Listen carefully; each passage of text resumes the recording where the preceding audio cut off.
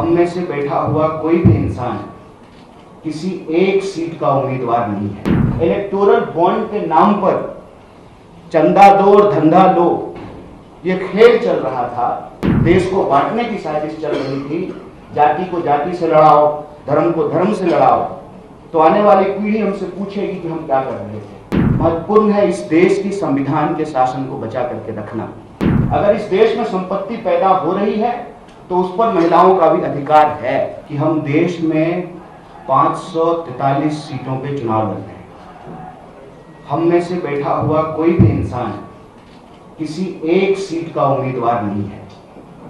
ये इस वक्त मौजूदा हालात में, देश में जो राजनीतिक परिस्थिति है, जो आर्थिक हालात हैं, महंगाई जिस तरीके से इस देश के आम लोगों की जान निकाल रही है, बेरोजगारी जिस तरीके से ऐतिहासिक रूप से सबसे ज्यादा है, और रोज बरोज अमीरी और गरीबी की जो खाई बढ़ती जा रही है। एक तरफ तो कुछ लोग दुनिया के सबसे अमीर लोग बन गए हैं, दूसरी तरफ स्थिति ये है कि दिनों दिन पर कैपिटा, प्रति व्यक्ति जो जीडीपी है उसका हिस्सा घटता जा रहा है।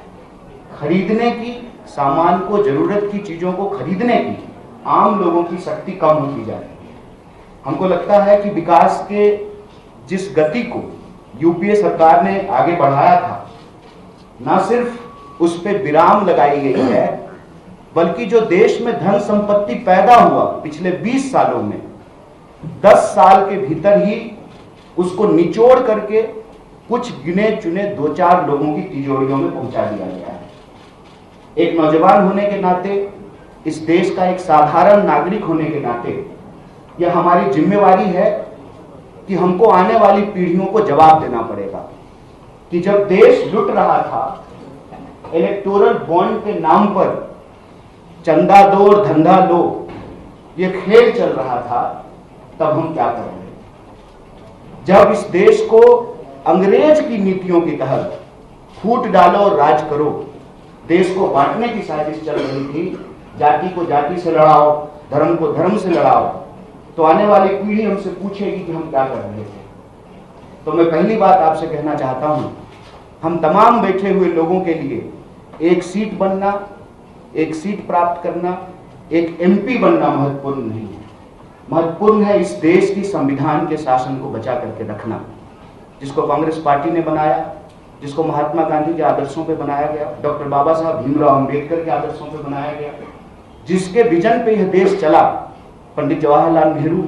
रोज उनको देश की सर्वोच्च संस्था में गाली गलौज की भाषा इस्तेमाल करना, उसके खिलाफ में देश के इतिहास को तोड़ मरोड़ करके इसलिए पेश किया जा रहा है ताकि इस देश के नौजवानों का भविष्य छीना जा सके। इसीलिए हम यहाँ इस प्रेस कॉन्फ्रेंस में किसी व्यक्ति पर कोई टीका टिप्पणी करने के लिए नहीं आए।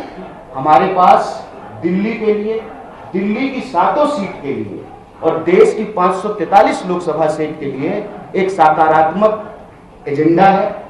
और वो सकारात्मक एजेंडा ये है कि चाहे आप महिलाओं की बात करें, उनकी भागीदारी कैसे सुनिश्चित की जाए, और महिलाओं को प्रति वर्ष 1 लाख रुपया, अगर इस देश में संपत्ति पैदा हो रही है तो उस पर महिलाओं का भी अधिकार है, तो कैसे प्रति महीने उनको 8,500 रुपया सुनिश्चित किया जाए, हम उस एजेंडे के साथ आए।